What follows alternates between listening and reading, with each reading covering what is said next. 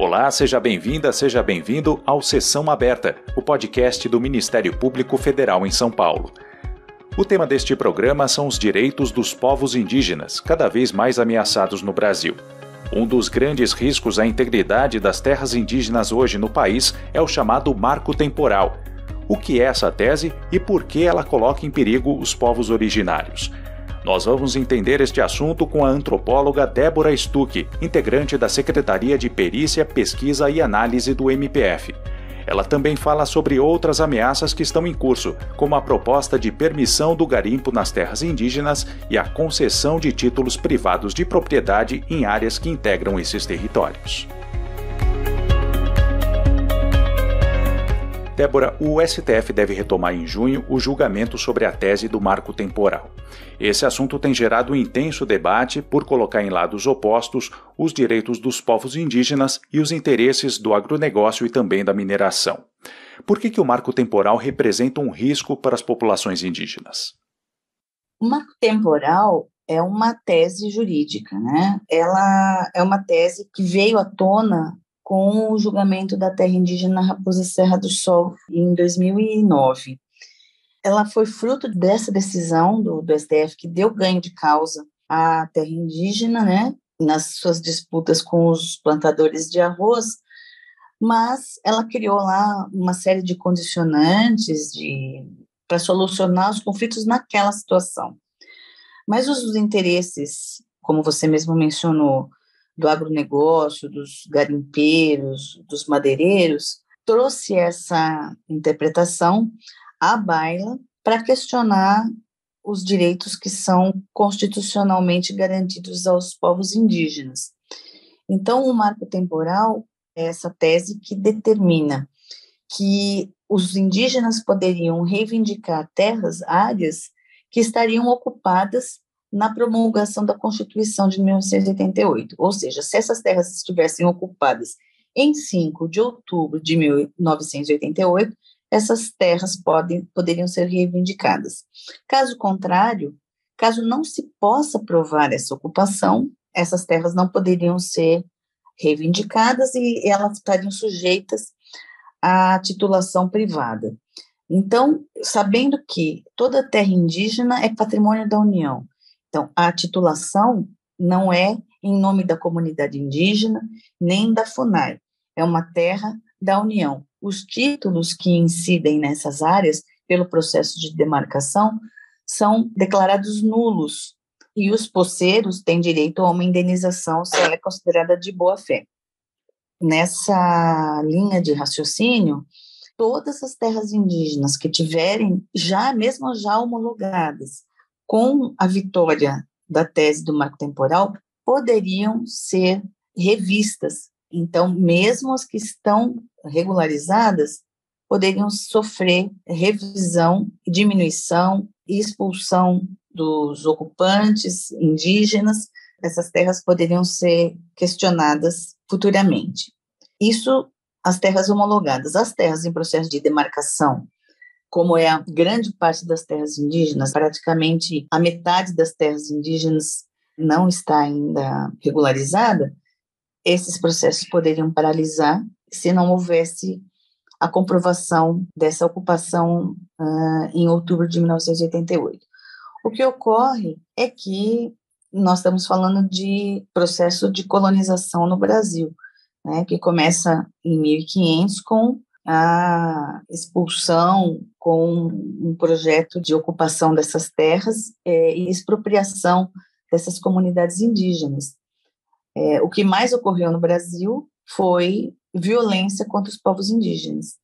Então, o fato deles não estarem lá em outubro de 1988 não significa que eles não existiam como diferença étnica, como população, como povo diferenciado.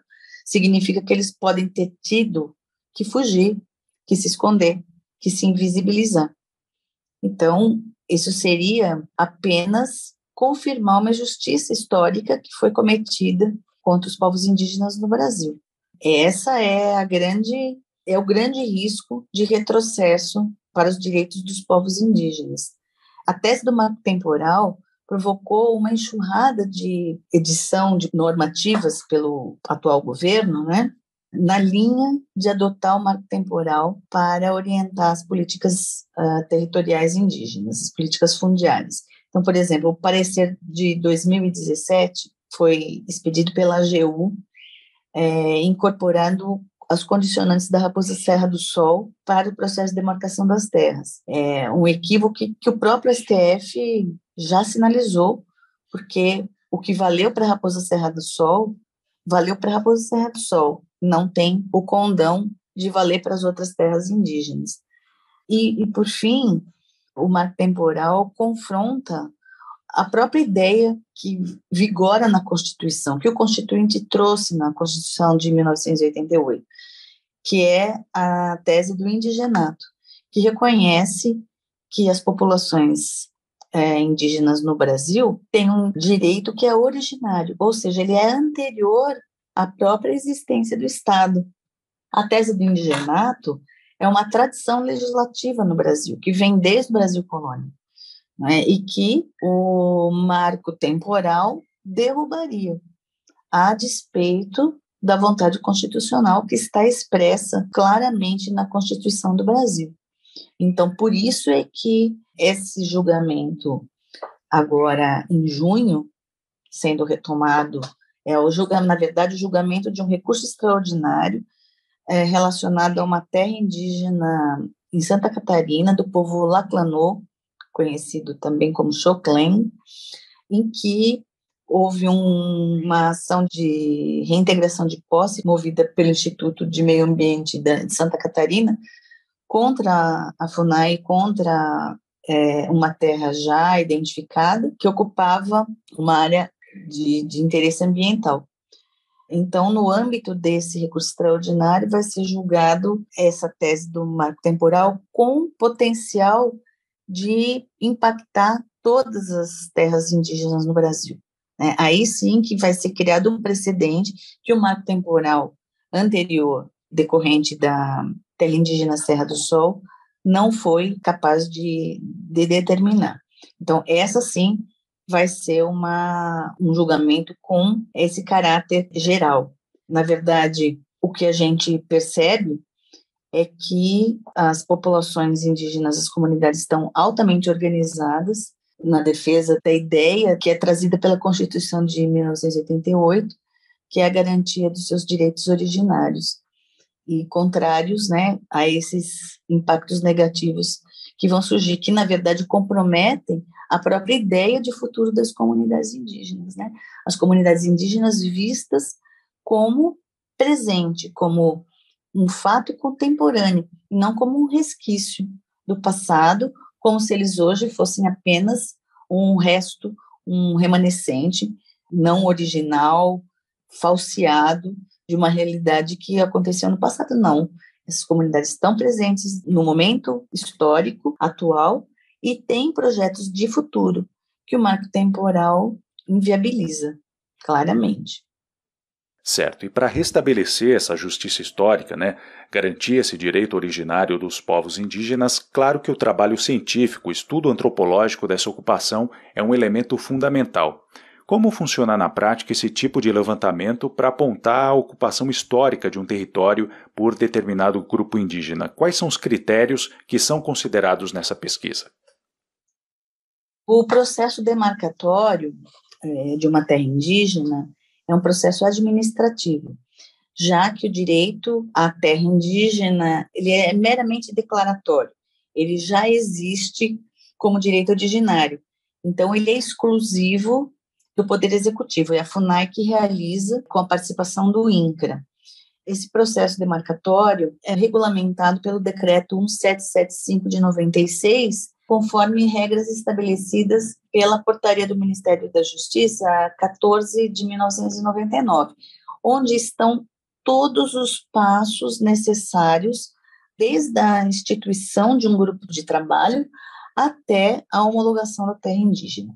São vários passos, todos eles com prazos, todos eles muito bem definidos, com direito ao contraditório administrativo, né, que se inicia com a instituição de um grupo técnico coordenado por um antropólogo ou por uma antropóloga e composto por variadas áreas do conhecimento científico, como a cartografia, a geografia, a ciência ambiental, às vezes um historiador, mas necessariamente coordenado por um antropólogo, que vai qualificar aquela terra, qualificar aquela ocupação, vai estudar como aquela comunidade, como aquela população utiliza os recursos naturais e ocupa aquela terra e se reproduz culturalmente, socialmente, naquele espaço.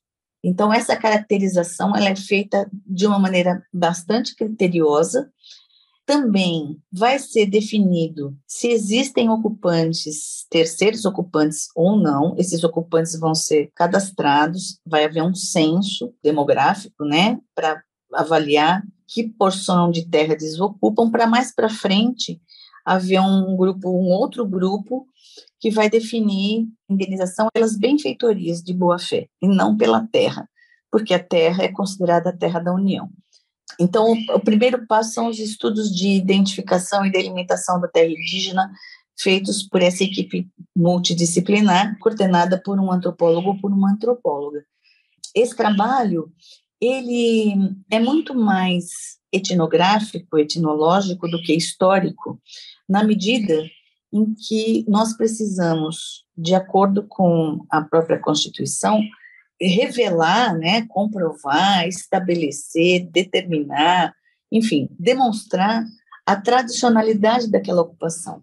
E tradicionalidade não necessariamente significa uma extensão temporal. Então, se estava em 88, se estava 10 ou 15 ou 20 anos atrás, isso não é importante. É claro que esse fluxo temporal é importante para mostrar se houve e como houve violência, expropriação, perseguição.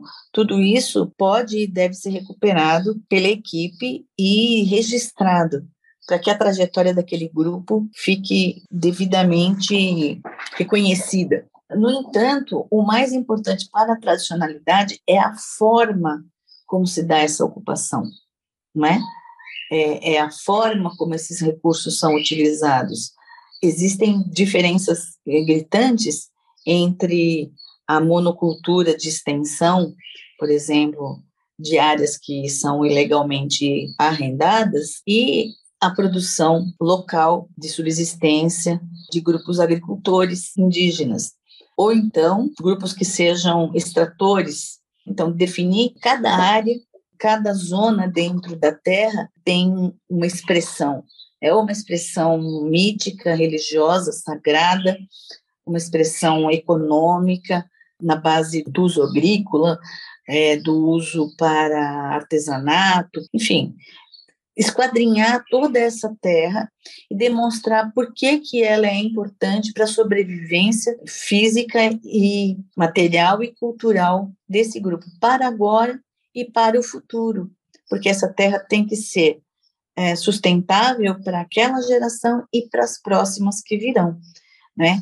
Dentro desse espectro da ocupação tradicional, da tradicionalidade da ocupação. Por isso que a antropologia como ciência é tão importante na definição de uma terra indígena, na identificação de uma terra indígena.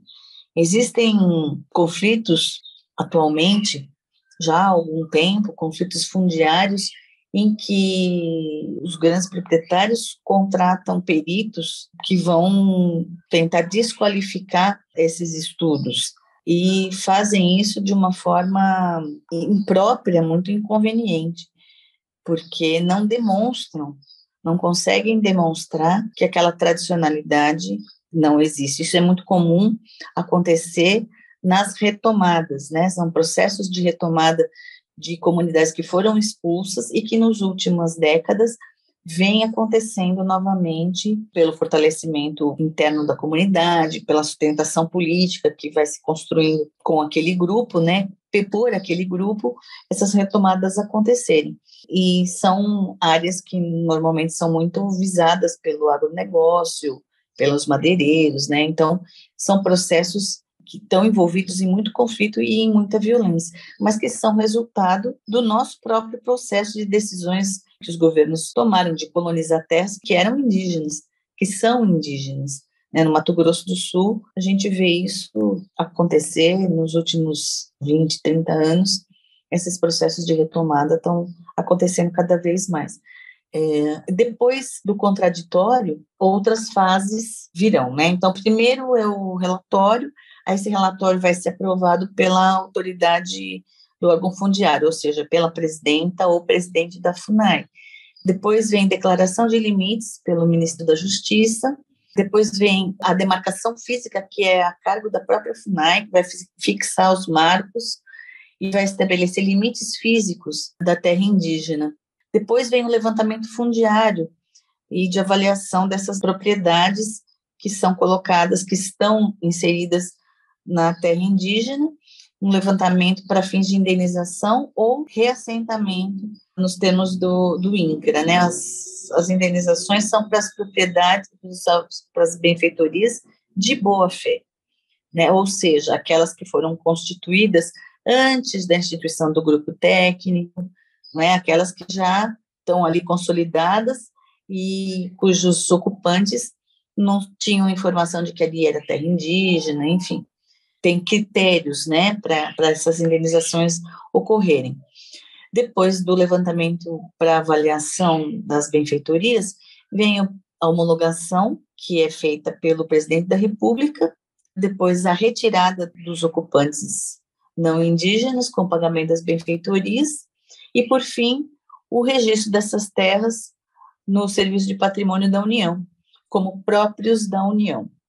Então, é um trabalho que é coordenado pelo antropólogo, mas não é só do antropólogo, e que é feito com base em critérios muito definidos de um processo administrativo que é, muitas vezes, alargado, né, alongado, mas que permite o contraditório administrativo e que resulta de um processo transparente e aberto. Não há por que ele ser desqualificado, como em muitas manifestações a gente já viu isso acontecer. Uhum. Esses critérios técnicos científicos ficam em risco se prevalecer a tese do marco temporal. Mas o marco temporal não é a única ameaça em curso contra os direitos dos povos indígenas, né? Outras propostas e medidas do governo também colocam em risco a integridade territorial, entre elas o projeto de lei que prevê a autorização do garimpo em terras indígenas.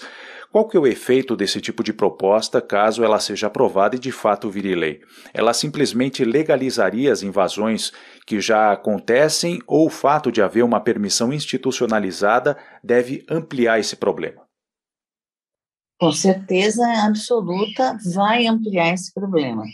Não é? A preocupação é que o PL da mineração, que é de 2020, já recebeu uma votação para ser votado em caráter de urgência, e há uma enorme mobilização em torno dele, dos grandes grupos interessados, né? Há informações de que existem 225 requerimentos minerários ativos, com impacto em 34 terras indígenas brasileiras.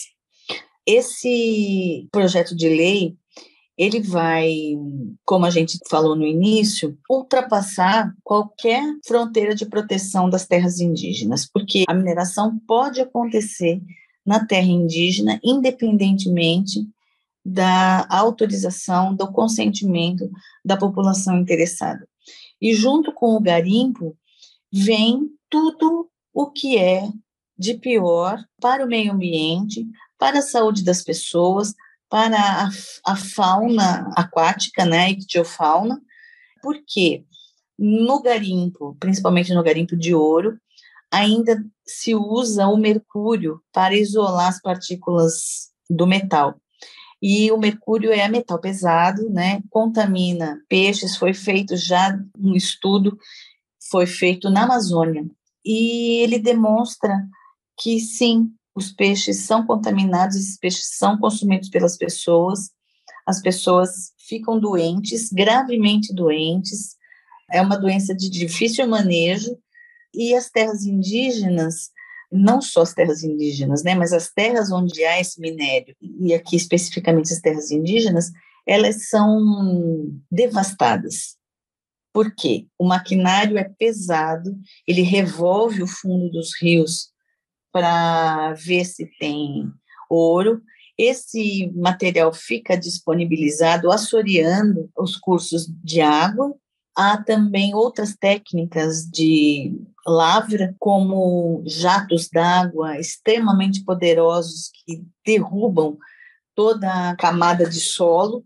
Isso vem com a cobertura vegetal, vem toda abaixo, né? Então, assim, é uma destruição que não tem possibilidade de recuperação. Quem já visitou campos de mineração sabe que é a visão mais dantesca que se pode ter. E a recuperação dessas áreas, ela é impossível, praticamente. Então, isso é uma grande, enorme ameaça às terras indígenas, aos direitos dos povos indígenas. Não vem sozinha, né? Ela vem junto com outros projetos de lei, por exemplo, 2159, que altera regras do licenciamento ambiental, o projeto de lei 2633 e o projeto 510, que permitem a grilagem de terras públicas, o PL 490, sobre o próprio marco temporal, e o PL 6299, conhecido como projeto de lei do veneno, que revoga a lei de agrotóxicos e defensivos agrícolas.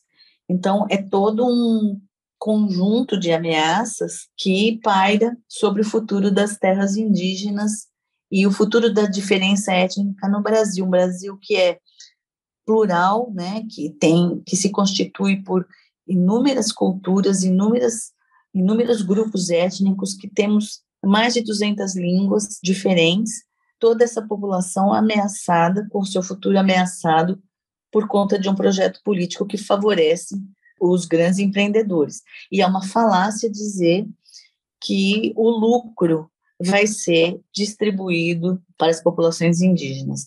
Não vai. Da mesma forma como não é. O ganho de peso vai para os proprietários. Isso é uma ilusão achar que as comunidades indígenas vão empreender na mineração, porque os equipamentos são caríssimos, é um investimento de peso para grandes grupos, para grandes empreendedores, para inclusive empreendedores internacionais. E os benefícios não vão ser socializados, né? O que vai ser socializada é a doença, é a violência, é a degradação ambiental, é a piora da saúde dessa população. Uhum. O governo federal busca disseminar essa ideia de que a exploração de riquezas nesses territórios traria benefícios para os próprios povos indígenas e que esses povos querem essa exploração de riquezas. Houve ocasiões, inclusive, em que lideranças indígenas se manifestaram favoravelmente a essa regulamentação, alegando que precisam de trabalho, que a exploração de riquezas é um direito desses povos e por aí vai. Esse discurso ele é legítimo e tem representatividade entre os indígenas, ou é um entendimento equivocado e isolado sobre o uso da terra?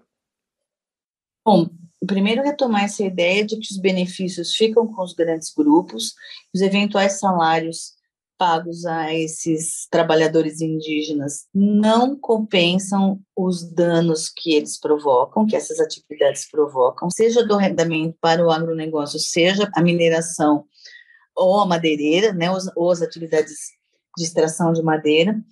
Isso não justifica. E os apoios que acontecem eventualmente, eles acontecem por mera cooptação de certas lideranças, né? Ou certas pseudo-lideranças, vamos dizer assim, né? Que são eventualmente beneficiadas nessa cooptação financeiramente, né? Economicamente beneficiadas, ou por outras filiações, sejam religiosas, sejam partidárias, né? Mas que não fazem frente ao grosso do movimento indígena. O movimento indígena está em peso, as suas maiores entidades representativas, como a COIAB, a Comissão Ivirupá, dos Guarani, se posicionando firmemente contra essas ameaças.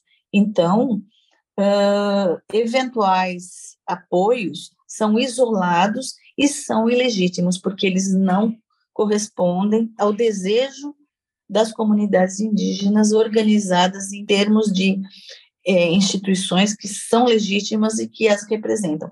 O que existe é uma disputa de versões. Quer dizer, esses falsos líderes, né, pseudo-líderes ou líderes cooptados, ganham atualmente até espaço na mídia para divulgar interesses que não são das comunidades. Se a gente lê, por exemplo, o artigo recentemente publicado pela Folha, de certas lideranças indígenas, né, é o discurso ipsis literis dito pelas lideranças de governo, do atual governo brasileiro. Então, não são legítimas e é preciso que o movimento indígena tenha atenção a isso, assim como o Ministério Público Federal também e a própria mídia, né? Os próprios veículos de imprensa darem espaço para um tipo de manifestação como essa, que só confunde, que só atrapalha, na verdade, a luta do movimento indígena. Então, é preciso ter muito cuidado e saber quem fala, né? Quem fala, identificar bem o emissor da mensagem para a gente saber identificar, separar o joio do trigo, e quem fala legitimamente e quem fala de uma maneira oportunista, de uma maneira como resultado de cooptação de liderança, que infelizmente acontece. Existem ataques por via legislativa com esses vários projetos de lei que estão em tramitação, e existem também ataques na esfera administrativa, com atos normativos que vêm flexibilizando regras e colocando em risco os direitos dos povos indígenas. Uma dessas medidas, e que vem sendo bastante questionada judicialmente no país, é a Instrução Normativa 9 de 2020 da FUNAI, que na prática facilita a regularização de propriedades privadas que coincidam com terras indígenas. Essa norma já foi suspensa em vários estados, inclusive aqui em São Paulo, após ações do MPF. Apesar dessas suspensões, Débora, essa instrução normativa continua colocando em risco os territórios indígenas no país? Sem dúvida, né? Porque essa é uma medida que parte de um cadastro autodeclaratório. Suponhamos que eu tenha desejo de terra, um interesse em terras que estão em discussão ou que estão em processo de demarcação, e eu apresento um cadastro que eu mesmo declarei, dizendo que eu sou proprietária de tantos 1.000 hectares. A FUNAI expede um documento e isso vai facilitar a expedição de um título de propriedade em meu nome. Quer dizer, o que é mais absurdo é que a própria FUNAI, como órgão de proteção às comunidades indígenas do Brasil, que tem essa atribuição, que tem esse dever, se preste a esse papel de editar uma instrução normativa que permite que interesses privados se sobreponham aos interesses dos povos indígenas, que ela, a instituição, tem o dever de proteger.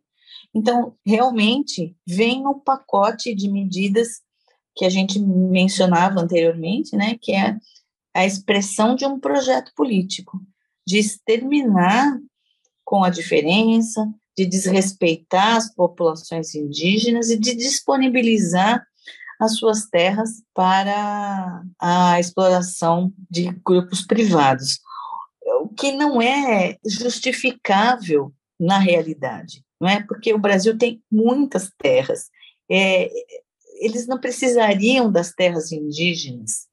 Não é só econômico, não é só um projeto econômico para legalizar essas invasões, mas é um projeto também de extermínio da diferença, né? Porque tomando a terra, a gente toma a possibilidade de futuro diferenciado, não é? De um futuro que conviva, que permita a convivência de uma sociedade nacional, homogênea, ocidentalizada, capitalista, né?